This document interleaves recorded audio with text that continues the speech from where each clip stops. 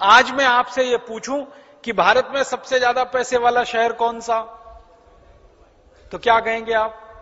मुंबई कहेंगे ना। मुंबई को भारत की आर्थिक राजधानी कहा जाता है, फाइनेंशियल कैपिटल भारत में मुंबई है। सबसे ज्यादा पैसे वाला शहर मुंबई है, सबसे ज्यादा टैक्स देने वाला शहर मुंबई है, सबसे ज्यादा खर्चा करने वाला शहर मुंबई है, सबसे ज्यादा टैक्स जहां इकट्ठा होता वो मुंबई है। 1618 में मुंबई जैसा शहर होता था सूरत। सूरत में सबसे ज्यादा पैसा था उस जमाने में, बहुत पैसा था।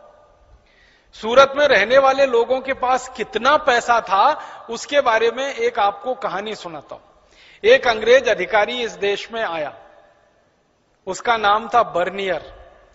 वो सूरत में घूमा और 17 साल रहा। तो उसने वर्णन लिखा सूरत के बारे में। तो वो कहता है कि मैं सूरत के किसी भी घर में गया तो हर एक घर में मैंने सोने के सिक्कों का ऐसा ढेर देखा जैसे गेहूं और चने का ढेर लगा रहता है। हर एक घर में सोने के सिक्कों का ऐसा ढेर देखा जैसे घरों में गेहूं और चने का ढेर होता है। और बर्नियर अपनी डायरी में लिखता है कि सूरत के लोग इतने मालदार हैं, इतने पैसे वाले हैं कि किसी को पता ही नहीं है कि उसके पास कितनी संपत्ति है। वो अपनी डायरी में लिखता है कि मैंने बहुत लोगों के घरों में पूछा कि आपके पास कितने सोने के सिक्के हैं, तो हर एक ने मुझे जवाब दिया मालूम नहीं कितने सोने के सिक्के हैं, क्योंकि गिने नहीं है। और फिर वो बर्नियर कहता है यहां के लोग तो बोलते हैं कि ये सोने के सिक्कों को तराजू में तौल के रखते हैं, 10 किलो 20 किलो 50 किलो 100 किलो, गिनने की फुर्सत नहीं है किसी के पास, इतने सोने के सिक्के घर घर में हैं। फिर वो अपनी डायरी में लिखता है कि अगर सूरत शहर को ही लूटना पड़े तो इसी एक शहर को लूटने में कम से कम 1000 साल लग जाएंगे, इतनी संपत्ति इस शहर में है। सूरत बहुत पैसे वाला शहर था। आप पूछेंगे भाई सूरत में पैसा कहां से आया, इतने सोने के सिक्के कहां से आए? सोने का सिक्का इस देश में सोना पैदा नहीं होता, आपको मालूम है? इस देश में सोने का उत्पादन ज्यादा नहीं होता। सोने की एक ही खदान है इस देश में, वो भी कर्नाटक में है, कोलार में एक ही खदान है, बाकी तो दूसरी है ही नहीं पूरे देश में। तो जिस देश में सोने की एक ही खदान हो वहां लोगों के घर घर में सोने का ढेर लगा हो, ये कहां से आया? सूरत उस समय का सबसे बड़ा व्यापारिक केंद्र था। जैसे आज मुंबई है ना व्यापार का केंद्र, वैसे सूरत था। भारत का सारा माल विदेशों में बिकने के लिए सूरत से ही जाता था, क्योंकि सूरत में बहुत बड़ा बंदरगाह हुआ करता था। तो भर भर के पानी के जहाज भारत का माल सूरत से बाहर जाता था विदेशों में। और हमारा माल दुनिया के जिस देश में भी जाता था बिकने के लिए, वहां हम अपना माल बेचते थे और बदले में सोना आता था हमारे देश में। कारण क्या था? 16वीं शताब्दी और 17वीं शताब्दी में व्यापार में जो माध्यम था ना एक्सचेंज का, वो सोना था। जैसे आज व्यापार में माध्यम है रुपया। आप कोई चीज खरीदते हैं रुपए से, कोई चीज बेचते हैं रुपए में। 16वीं और 17वीं शताब्दी में कोई चीज खरीदी जाती थी सोने में और कोई चीज बेची जाती थी सोने में। तो भारत से तरह तरह की चीजें बिकने के लिए जाती थी। उसमें सबसे ज्यादा बिकने के लिए जाता था कपड़ा भारत का, क्योंकि भारत में कपड़ा सबसे अच्छी क्वालिटी का बनता था 17वीं शताब्दी में। आपको मालूम है भारत के कपड़े की कहानी? यहां पे ढाका की मलमल बनती थी। मलमल नाम सुना है? मलमल एक खास तरह का कपड़ा होता है। ढाका एक शहर था इस देश में जो बांग्लादेश का अभी हिस्सा हो गया, पहले वो भारत में था। तो ढाका की मलमल बनती थी और 15 मीटर लंबा मलमल के कपड़े का थान तह करते जाओ करते जाओ करते जाओ तो माचिस की एक डिब्बी में आ जाता था। इतनी बारीक बुनाई होती थी मलमल की।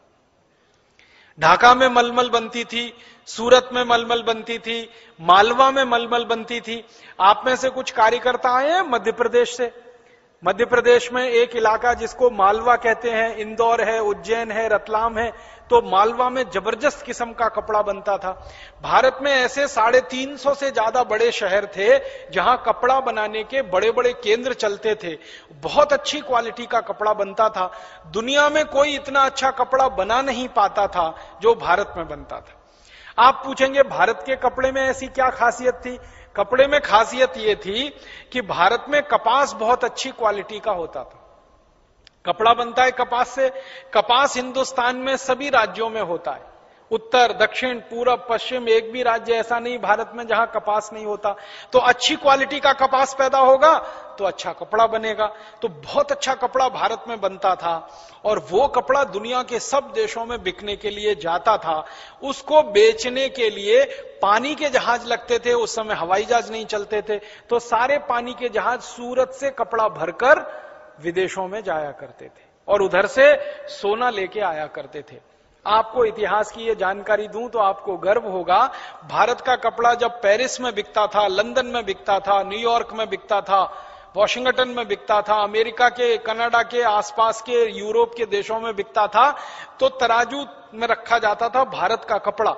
तो जितने वजन का भारत का कपड़ा होता था उतने ही वजन का सोना हमें मिलता था।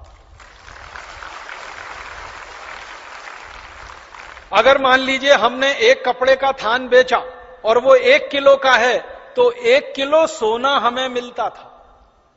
हमारे कपड़े की इतनी जबरदस्त क्वालिटी थी, सारी दुनिया के लोग हमारा कपड़ा पहनते थे। आपको सुन के ताज्जुब होगा, रोमन साम्राज्य में 3000 साल जितने राजा हुए, जितनी रानियां हुई, सब भारत का कपड़ा पहनकर ही जिंदा रहते थे। 3000 साल रोमन साम्राज्य में। और जब रोमन साम्राज्य का पतन हो गया, यूरोप और अमेरिका और ये कनाडा जैसे देश उभर आए, तो फिर इनके यहां भारत का कपड़ा बिकने लगा। तो हमारा कपड़ा बहुत जबरदस्त बिकता था, उसके बदले में हमको सोना मिलता था। कपड़े जैसी ही एक दूसरी चीज अपनी बहुत बिकती थी दुनिया के देशों में, और वो थी भारत का लोहा, स्टील। हमारे भारत में कच्चे लोहे की बड़ी खदानें हैं। आप जानते हैं कच्चा लोहा इस देश में बहुत होता है। उड़ीसा में भरपूर मात्रा में है, झारखंड में भरपूर मात्रा में है, कर्नाटक में भरपूर मात्रा में है, महाराष्ट्र में भरपूर मात्रा में है। भारत के 12 राज्यों में कच्चा लोहा बहुत अधिक मात्रा में मिलता है। तो लोहे की खदानें बहुत हैं, हजारों साल से कच्चा लोहा निकल रहा है, और जिस देश में कच्चा लोहा निकलेगा वहीं पर स्टील बन सकता है। स्टील बनाने के लिए कच्चा लोहा चाहिए, तो भारत में कच्चा लोहा होता था, हम उसका स्टील बनाते थे। और 17वीं शताब्दी में 20,000 से ज्यादा फैक्ट्रियां थी जो स्टील बनाती थी इस देश में, और इस क्वालिटी का स्टील बनाते थे इस देश में जिसमें कभी जंग नहीं लगता था। आज 21वीं शताब्दी में सारी हाईफाई टेक्नोलॉजी के बाद जो स्टील बनता है उसमें जंग लग जाता है। आपको मालूम है, भारत के स्टील में जंग नहीं लगता था। और अगर आप उसका प्रमाण देखना चाहें तो दिल्ली के पास मेहरौली नाम का एक छोटा सा गांव है, वहां एक लौह स्तंभ खड़ा हुआ है, उसको जाके देख लीजिए, उसमें जंग का एक निशान नहीं है, और सैकड़ों साल से वो पानी में, बारिश में, धूल में, आंधी में, धक्कड़ में खड़ा हुआ है, एक रंच मात्र उस पर कहीं जंग नहीं आया। इस क्वालिटी का स्टील इस देश में 3000 साल से बनता था, और वो स्टील हम दूसरों को बेचते थे। और आपको सुन के हैरानी होगी, स्टील बेचकर भी हम सोना ही कमाते थे। लोहा बेचकर हम सोना कमाते थे। लोहा बेचा और सोना लाया हमने, कपड़ा बेचा और सोना लाया। इसी तरह से भारत की एक चीज बिकने के लिए जाती थी दुनिया के बाजार में, वो थी ईंट। ईंट समझते हैं, घर बनाने वाली। सबसे बेहतरीन क्वालिटी की ईंट भारत में ही बनती है, पतली सी एकदम, जिसकी उम्र 1000 साल तक है। आपने पुराने किले देखे हैं, शिवाजी महाराज के किले महाराष्ट्र में जाके देखिए, राणा प्रताप का किला आप देखिए, राजस्थान में जाके देखिए, चित्तौड़गढ़ में जितने पुराने किले हैं उसमें पतली पतली ईंट लगी हुई है ना, हजारों साल उसकी उम्र होती है। मोटी ईंट जल्दी टूटती है, पतली ईंट टूटती नहीं है जल्दी। तो वो पतली ईंट हम बनाते थे। दुनिया के बहुत सारे देश हमसे ईंट खरीद के ले जाते थे।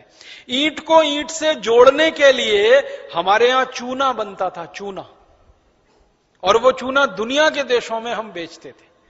तो हमारी ईंट बेचते थे तो भी हमको सोना चांदी ही मिलता था, चूना बेचते थे तो भी सोना चांदी ही मिलता था, कपड़ा बेचते थे तो भी सोना चांदी मिलता था, लोहा बेचते थे तो भी सोना चांदी मिलता था। भारत से मसाले जाते थे बिकने के लिए, वो तो आप सभी ने पढ़ा होगा। 36 तरह के मसाले जाते थे, काली मिर्च जाती थी, अजवाइन बिकने के लिए जाती थी, इलायची बिकती थी, बड़ी इलायची बिकती थी, छोटी इलायची बिकती थी, तेजपात बिकता था। हमारे देश के 36 तरह के मसाले दुनिया भर में बिकते थे और उसके बदले में भी हमको सोना चांदी हीरे जवाहरात ही मिलते थे। और 3000 साल भारत ये सारी चीजें दुनिया के देशों को बेचता था और जिस शहर से ये चीजें बिकने के लिए जाती थी उस शहर का नाम था सूरत। तो सबसे ज्यादा पैसा कहां आता था? सूरत में। इसलिए सूरत के एक एक घर के व्यापारी के पास ढेरों ढेरों सैकड़ों सैकड़ों कुंटल सोना होता था।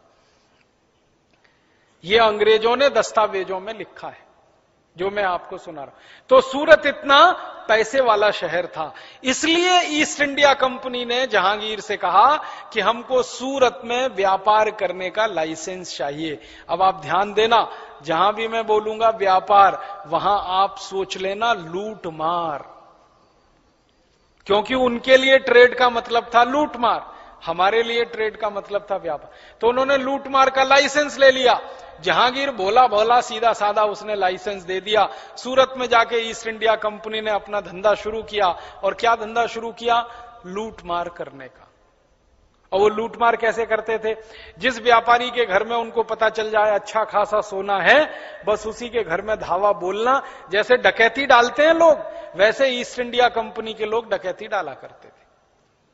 सैनिकों की फौज खड़ी की, एक एक घर में घुस गए, मारपीट किया, छीन छान के सोना ले आए और वो सोना फिर यहां से जहाजों पर लाद लाद कर इंग्लैंड भेजा करते थे।